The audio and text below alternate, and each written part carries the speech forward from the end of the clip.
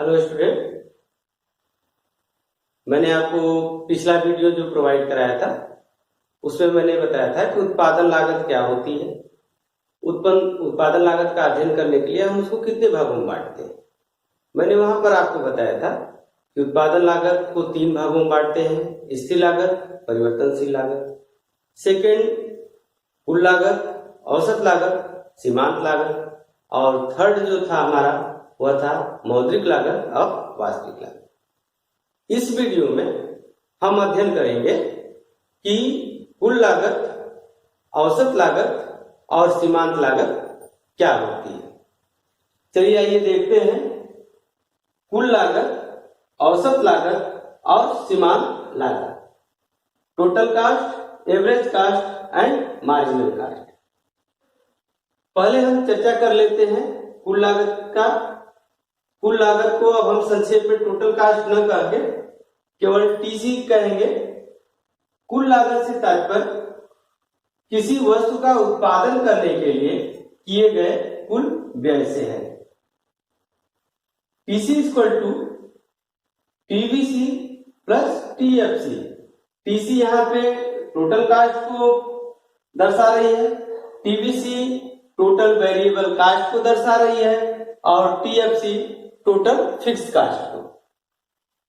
इसको सरल भाषा में हम इस तरह समझते हैं कि अगर मान लीजिए कि फैक्ट्री का फैन का प्रोडक्शन कर रही है कोई फैक्ट्री और वह 100 फैन का प्रोडक्शन कर रही है और 100 फैन को का प्रोडक्शन करने में उसको जो है 20,000 की लागत आती है, तो प्रोड्यूसर की टोटल कास्ट क्या हो जाएगी? अगर 10,000 आ रही है फैन को बनाने में तो उसकी टोटल कास्ट 10,000 है। और इसमें जो है हम क्या क्या शामिल करेंगे? कुल लागत में हम शामिल करेंगे कुल परिवर्तनशील लागत को और कुल स्थिर लागत। अब इसके आगे हम देखते हैं कि औसत लागत या एवरेज कास्ट क्या होती है। औसत लागत को भी अब हम संक्षेप में आगे केवल एसी दर्शाएंगे, एवरेज कास्ट नहीं कहेंगे। यदि कुल लागत में उत्पादन की कुल इकाइयों से भाग दे दिया जाए तो प्राप्त भागफल औसत लागत कहलाता है। औसत लागत इक्वल टू कुल लागत डिवाइड बाई उत्पादन की कुल मात्रा, या इसको संक्षेप में हम कह सकते हैं AC equal to TC by TQ। इसको सरल भाषा में हम इस प्रकार जान सकते हैं कि औसत लागत को हम देखते हैं कि प्रति इकाई उत्पादन करने में औसतन उत्पादक का कितना खर्च हो रहा है, उसे हम क्या बोलेंगे? औसत लागत कहेंगे। अब आगे तीसरा हम देखते हैं सीमांत लागत। इसे अब मार्जिनल कास्ट न करके आगे हम संक्षेप में एमसी दिखाएंगे।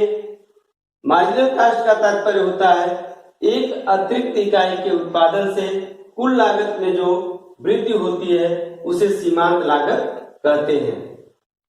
मैंने इसके पहले भी आपको औसत आय, सीमांत आय, कुल आय के बारे में बताया था। तो वहां पर मैंने बताया था कि जब भी सीमांत की बात आए तो आपको ये तुरंत ध्यान आना चाहिए कि सीमांत से तात्पर्य होता है एडिशनल यूनिट। तो यहां पर भी प्रोडक्शन की एडिशनल यूनिट का प्रोडक्शन करने में या 1 मोर यूनिट का प्रोडक्शन करने में टोटल कास्ट में कितनी इंक्रीज होती है, टोटल कास्ट कितना इंक्रीज होता है, उसे हम क्या कहते हैं? सीमांत लागत। अर्थात एक अतिरिक्त इकाई के उत्पादन से कुल लागत में जो वृद्धि होती है उसे हम सीमांत लागत कहते हैं। सीमांत लागत को हम सूत्र के रूप में इस प्रकार दिखाएंगे TCN। अब यहां पर यह ध्यान देना है कि TC टोटल कास्ट को दर्शा रही है और N जो है उत्पादन की इकाई को दर्शा रही है। अगर हम 10वीं इकाई का सीमांत लागत निकालने जा रहे हैं तो 10वीं इकाई का यहाँ पे N इक्वल टू 10 हो जाएगा। TCN minus TCN minus 1। यहाँ पे हमने 10 उदाहरण दिया था कि 10 इकाई का उत्पादन हो रहा है तो उसमें से माइनस क्या करना है? टोटल कास्ट की N माइनस 1, यानी 10 में से 1 घटाएंगे तो आपका आ जाएगा 9वीं इकाई की कुल लागत। अर्थात अगर 10वीं इकाई का सीमांत लागत आपको ज्ञात करना है तो 10वीं इकाई का निकालने के लिए हम क्या करेंगे, 10वीं इकाई की कुल लागत में से 9वीं इकाई की कुल लागत को घटा देंगे। या इसको हम इस तरह कर सकते हैं कि MC = delta TC divide by delta TQ। इसको मैथमेटिकल भाषा में हम ये कह सकते हैं कि टोटल कास्ट में जो परिवर्तन होता है उसमें उत्पादन की मात्रा में होने वाले परिवर्तन से भाग देने पर हमको सीमांत लागत प्राप्त होती है। अर्थात यह जो होती है ये टोटल कास्ट कर्व की जो होती है वो स्लोप या परिवर्तन की दर को दर्शाती है। अब हम देखते हैं कि औसत लागत, सीमांत लागत और कुल लागत में संबंध क्या होता है। कुल लागत, औसत लागत और सीमांत लागत में संबंध, relation between total cost, average cost and marginal cost. संबंध, तीनों लागतों में संबंध को समझने के लिए हम तालिका और चित्र की सहायता लेंगे। तालिका और चित्र की सहायता से हम तीनों लागतों के बीच संबंध को सरलता से समझ सकेंगे। तो तालिका में हम 4 कॉलम तैयार करते हैं। पहले में उत्पादन की इकाई, दूसरे में कुल लागत, तीसरे में औसत लागत और चौथे में सीमांत लागत। यहाँ पर मैंने उत्पादन की इकाई आपको लिख दिया है पहले से। इसमें हम ये दिखा रहे हैं कि एक एक इकाई की वृद्धि हम उत्पादन की मात्रा में करते जाते हैं तो कुल लागत में हमारी वृद्धि होती जा रही है। अब देखते हैं क्या ऐसा औसत लागत में भी हो रहा है। तो औसत लागत को निकालने का सूत्र हमने बताया था कि औसत लागत के निकालने का सूत्र क्या होता है, TC/Q, अर्थात औसत लागत बराबर कुल लागत बटा में उत्पादन की मात्रा। तो यहाँ पर हम देख रहे हैं जब हमारा उत्पादन 0 है तो उस समय कुल लागत हमारी 10 है। अब सवाल उठता है कि जब हम उत्पादन ही नहीं कर रहे हैं तो लागत कैसे आ रही है। तो इसका सरल सा जवाब है कि जब हम कुल लागत, औसत लागत और सीमांत लागत के पहले वाले वीडियो में हम पढ़ रहे थे तो वहां पर मैंने आपको बताया था कि उत्पादन कर्ता जो होता है जब उत्पादन प्रारंभ करता है तो उस समय उसको कुछ स्थिर लागत का वहन करना पड़ता है। वह उत्पादन शून्य होने या उत्पादन की मात्रा बढ़ने पर उसमें परिवर्तन नहीं होता है। तो यहाँ पर ये 10 इसकी स्थिर लागत हो गई। तो यहाँ पर अगर 10 में 0 से हम डिवाइड करेंगे तो हमारा इनफाइनाइट मिलेगा।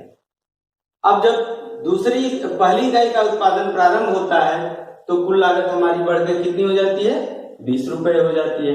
तो 20 रुपए में 1 का भाग देंगे तो हमारा आंसर भी क्या मिलेगा, 20 मिलेगा। अब जब दूसरे में हम भाग करेंगे, दूसरी इकाई का जब उत्पादन हो रहा है तो कुल लागत हमारी बढ़ के कितनी हो जा रही है, 28। 28 में 2 का भाग करेंगे तो कितना मिलेगा हमको, औसत लागत हमारी मिल गई 14 रुपए। अब तीसरी इकाई का जब उत्पादन प्रारंभ हो रहा है तो यहाँ पर कुल लागत बढ़कर के हमारी 34 हो जा रही है। तो ऐसे में 34 को 3 से डिवाइड करेंगे तो हमारा मिलेगा 11.3। अब इसी तरह जब हम चौथी इकाई का उत्पादन करते हैं तो हमारी कुल लागत बढ़ करके 38 हो जा रही है। तो यहाँ पर जब हम इसे डिवाइड करेंगे तो हमारा मिल जाएगा आपका 9.5। जब पांचवी इकाई का उत्पादन कर रहे हैं तो कुल लागत बढ़ करके 42 हो जा रही है। तो औसत लागत निकालने के लिए हम 42 में 5 से डिवाइड करेंगे तो हमारा यहाँ पर आ जाएगा 8.4। अब इसी तरह जब छठी इकाई का उत्पादन हो रहा है तो कुल लागत बढ़ के हमारी 48 हो जा रही है। तो यहाँ पर औसत लागत हमारा हो जाएगा 8 रुपए। इसी तरह जब सातवीं इकाई का उत्पादन हो रहा है तो 56 है, 56 को 7 से डिवाइड करेंगे तो हमारी जो औसत लागत प्राप्त होगी वह 8 रुपए ही प्राप्त होगी। अब और उत्पादन बढ़ाते हैं, 8 इकाई का उत्पादन बढ़ाते हैं तो कुल लागत बढ़ करके हमारी हो जाती है 72। तो ऐसी स्थिति में 72 को 8 से डिवाइड करेंगे तो हमारी एवरेज कास्ट जो प्राप्त हो रही है वह 9 रुपए प्राप्त हो रही है। तो इस तरह हमने देखा कि कुल लागत में उत्पादन की मात्रा से भाग देने पर हमें क्या प्राप्त हो जा रहा है, औसत लागत प्राप्त हो जा रही है। अब हम देखते हैं कि सीमांत लागत कैसे निकालेंगे। सीमांत लागत निकालने के लिए हम क्या कर रहे हैं कि TCN माइनस TCN माइनस 1, अर्थात जब उत्पादन शुरुआत हो रही है, उत्पादन कुछ भी नहीं है, उस समय हमें अगर सीमांत लागत निकालनी है, अर्थात TCN की जगह पे यहाँ पे क्या हो जाएगा, 0 हो जाएगा। TCN अर्थात TC 0, तो 0 इकाई का उत्पादन करने में हमारी कुल लागत कितनी थी, 10 थी। अब माइनस TCN माइनस 1, तो N माइनस 1 यानी 0 से पहले 0 माइनस 1 करेंगे तो आप देख रहे हैं कि 0 से पहले कोई उत्पादन नहीं हो रहा है। तो ऐसी स्थिति में यहाँ पर हमारा कुल लागत भी क्या होगा, 0 होगा, तो प्राप्त होगा हमको 10 इकाई। तो अर्थात यहाँ पर जब उत्पादन शुरू हुआ तो हमारी सीमांत लागत कितनी है, 10। अब पहली इकाई का जब उत्पादन हो गया तो ऐसी स्थिति में N इक्वल टू कितना हो जाएगा, 1। तो TCN यानी पहली इकाई की TC कितनी है, पहली इकाई की कुल लागत जो है वो 20 है। यहाँ पर देख सकते हैं कि पहली इकाई का उत्पादन करने में हमारी कुल लागत कितनी है, 20। अब TCN माइनस 1 यानी यहाँ पर 1 माइनस 1 करेंगे तो 0, तो 0 इकाई का उत्पादन करने की लागत कितनी थी, 10। तो 20 माइनस 10, तो आंसर कितना आ जाएगा आपका, 10। तो यहाँ पर भी आपका सीमांत लागत हो गया 10। इसी तरह हम प्रत्येक जिस इकाई का निकालना है उसके पहली वाली इकाई में हम माइनस करते चले जाएंगे, हमको सीमांत लागत प्राप्त होता चला जाएगा। जैसे दूसरी इकाई का उत्पादन करने का अगर हमको सीमांत लागत निकालना है तो हम क्या करेंगे, इसके पहले वाले में से घटा देंगे। तो 28 में से 20 घटाएंगे तो कितना मिलेगा हमको, 8 मिलेगा। अब इसी तरह तीसरी इकाई का निकालना है तो 34 में से 28 को घटा देंगे तो हमारा 6 प्राप्त हो जाएगा, सीमांत लागत 6 रुपए। इसी तरह चौथी इकाई का कुल लागत 38 है तो उसके पहले वाली को माइनस करेंगे, तो 38 में से 34 को माइनस करेंगे तो हमें कितनी प्राप्त होगी, सीमांत लागत 4 रुपए प्राप्त होगी। इसी तरह पांचवी इकाई में का निकालने के लिए हम 42 में से 38 को घटाएंगे तो यहाँ पर हमको 4 इकाई प्राप्त हुआ। छठी का निकालना है तो 48 में से आप 42 कर देंगे तो हमें 6 रुपए प्राप्त हो जाएंगे। सातवीं इकाई का निकालना है तो 56 में से कितना घटा देंगे, 48 घटा देंगे तो हमको प्राप्त हो जाएगा 8 प्राप्त होगा। इसी तरह आठवीं जो हमारी अंतिम इकाई है इसको घटाएंगे तो हमको कितना प्राप्त होगा,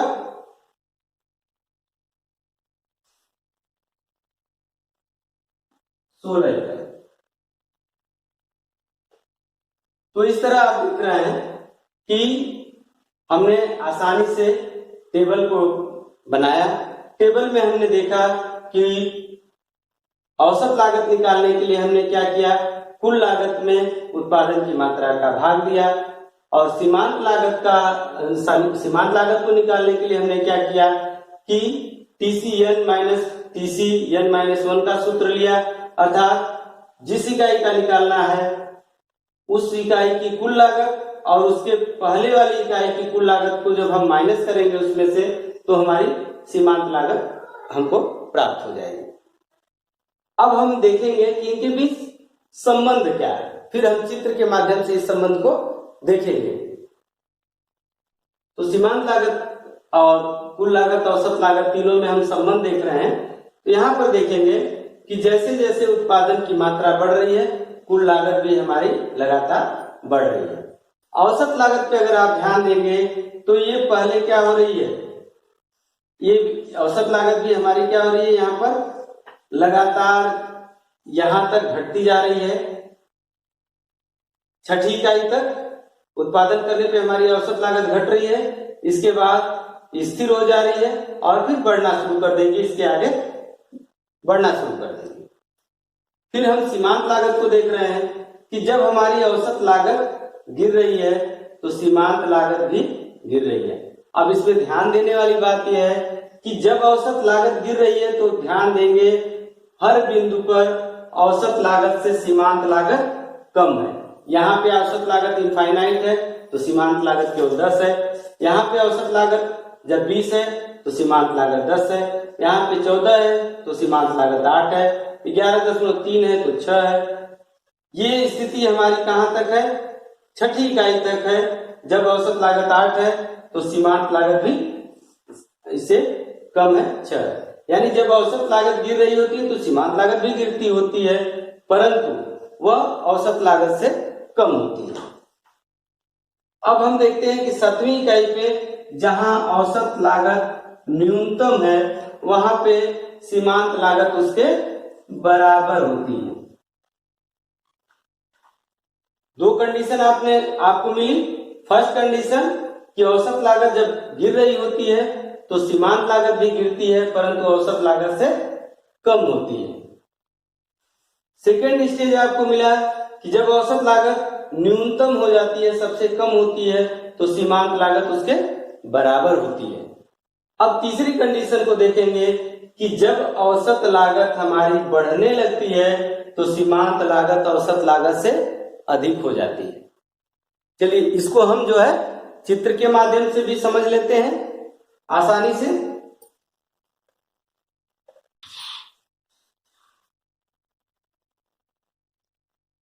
अब हम चित्र के माध्यम से इन तीनों के बीच संबंध को देखते हैं।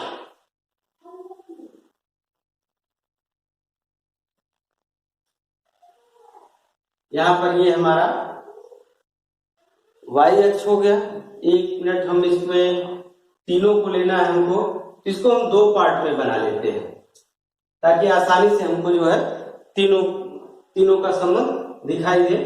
हम इसको एक में भी बना सकते हैं और इनको अलग भी कर सकते हैं। तो यहाँ के केस में मैं इसको अलग कर रहा हूं ताकि आपको आसानी से ये समझ में आ जाए कि चित्र में हम क्या दर्शाना चाहते हैं। एक पार्ट में हम कुल लागत का चित्र बना रहे हैं और सेकेंड पार्ट में हम औसत लागत और सीमांत लागत का चित्र बनाएंगे। एक्स अक्ष पे हम उत्पादन की मात्रा को लेंगे, आउटपुट, और वाई अक्ष पे हम जो ले रहे हैं वह कास्ट को ले रहे हैं।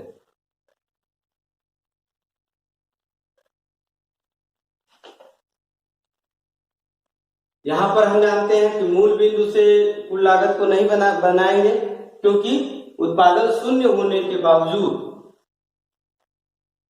फर्म को कुछ स्थिर लागत उठानी पड़ती है। तो मान लीजिए कि हम वो स्थिर लागत P मान रहे हैं तो P से हम उठा रहे हैं।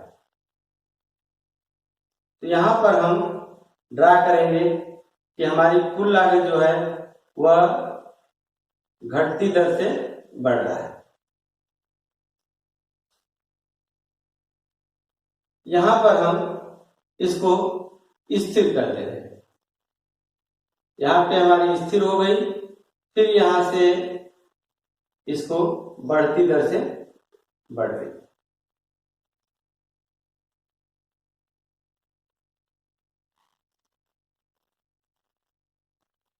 अब यहां पे इसके सापेक्ष में हम औसत लागत सीमांत लागत को बनाएंगे। तो सबसे पहले हम औसत लागत को बना ले रहे हैं। जहां पर ये स्थिर है वहां पर औसत लागत क्या होगी? न्यूनतम होगी। इसके बाद ये बढ़ना शुरू हो जाएगा। तो ये हमारा एवरेज कास्ट हो गया। अब हमने आपको उस टेबल में दिखाया था कि जब औसत लागत गिर रही होती है तो सीमांत लागत उससे कम होगी, अर्थात इससे नीचे होगी। और सेकेंड कंडीशन हमने बताया था कि जब सीमांत औसत लागत न्यूनतम होती है तो सीमांत लागत उसको बराबर होगी। बराबर होगी तो यहाँ पर इसको ये प्रतिच्छेद करेगी, यानी औसत लागत को नीचे से काटेगी। ये हमारी हो गई सीमांत लागत। अब इसको आसानी से समझ लेते हैं, बहुत ही सरल टॉपिक है। यहाँ पर आप देख रहे हैं कि ये टोटल कास्ट है। जैसे जैसे उत्पादन की मात्रा में वृद्धि होगी, कुल लागत हमारी पहले घटती दर से बढ़ेगा, फिर स्थिर होगा, फिर बढ़ती दर से कुल लागत हमारी बढ़ने लगेगा, क्योंकि ये अल्पकाल की चर्चा की जा रही है। अल्पकाल में आप जानते हैं कि परिवर्तनशील अनुपात का नियम लागू होता है। तो परिवर्तनशील अनुपात के नियम में आप जानते हैं कि पहले बढ़ती दर पर जो होता है उत्पादन बढ़ता है, फिर स्थिर दर से उत्पादन बढ़ता है, फिर घटती दर से बढ़ता है। तो इसके अपोजिट जो होगा वह लागत होगी। जब उत्पादन बढ़ती दर से बढ़ रहा होता है तो वहां पे कुल लागत जो है घटती दर से बढ़ रहा होता है, और जब स्थिर दर से उत्पादन बढ़ता है तो कुल लागत हमारी स्थिर हो जाती है। और जब उत्पादन अंततः घटने लगता है, जो उत्पत्ति ह्रास नियम या परिवर्ती अनुपात के नियम में आपने पढ़ा है, तो जब वो घटने लगेगा तो यहाँ पर कुल लागत हमारी क्या होगा, बढ़ती दर से बढ़ने लगेगा। अब इसमें हम देखते हैं संबंध। मेनली आपसे एग्जाम में औसत लागत और सीमांत लागत के बीच में संबंध पूछा जाता है। तो कुल लागत में तो आप कंफर्म हो गए कि आपकी कुल लागत जो होती है उत्पादन की मात्रा में वृद्धि के साथ सदैव बढ़ती है, बस बढ़ने की दर अलग अलग होती है। अब औसत लागत और सीमांत लागत में हम संबंध को देख लेते हैं। जब तक यह घटती दर से बढ़ रहा है तो औसत लागत आपका क्या हो रहा है, गिर रहा है। अब इसको हम एक बिंदु का नाम दे दे रहे हैं, ई बिंदु ले रहे हैं। अब ई बिंदु तक हमारी औसत लागत लगातार गिर रही है। तो औसत लागत जब तक गिरती रहेगी, सीमांत लागत उससे नीचे अर्थात कम रहेगी।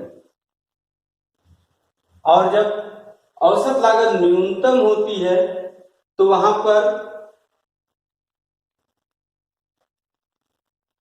सीमांत लागत औसत लागत के बराबर हो जाती है, अर्थात औसत लागत को उसके न्यूनतम बिंदु पर सीमांत लागत काटती है।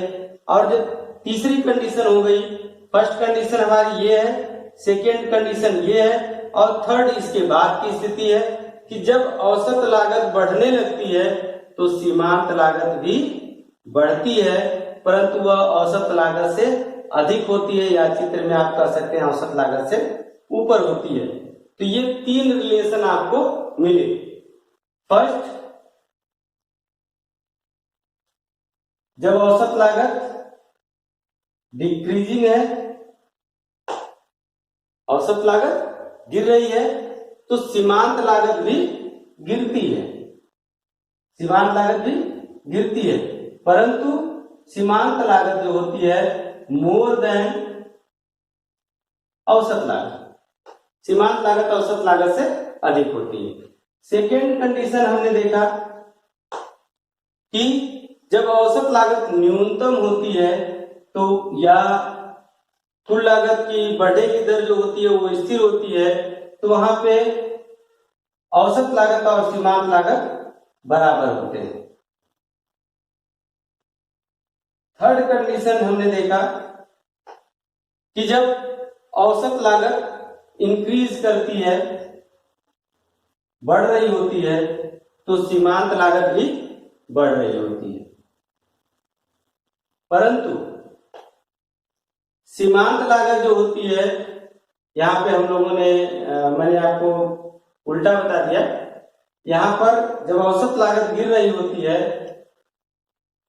तो औसत लागत इज ग्रेटर देन सीमांत लागत, और जब एसी बढ़ने लगती है सीमांत लागत से तो सीमांत लागत इज ग्रेटर देन एसी।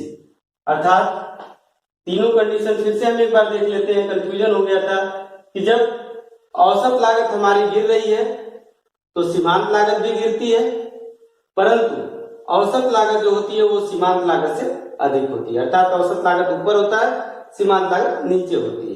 और जब औसत लागत न्यूनतम होता है, अपने सबसे न्यूनतम बिंदु पर होता है, तो सीमांत लागत उसको काटती है, अर्थात औसत लागत और सीमांत लागत बराबर होती है। तीसरी कंडीशन है कि जब औसत लागत बढ़नी शुरू हो जाती है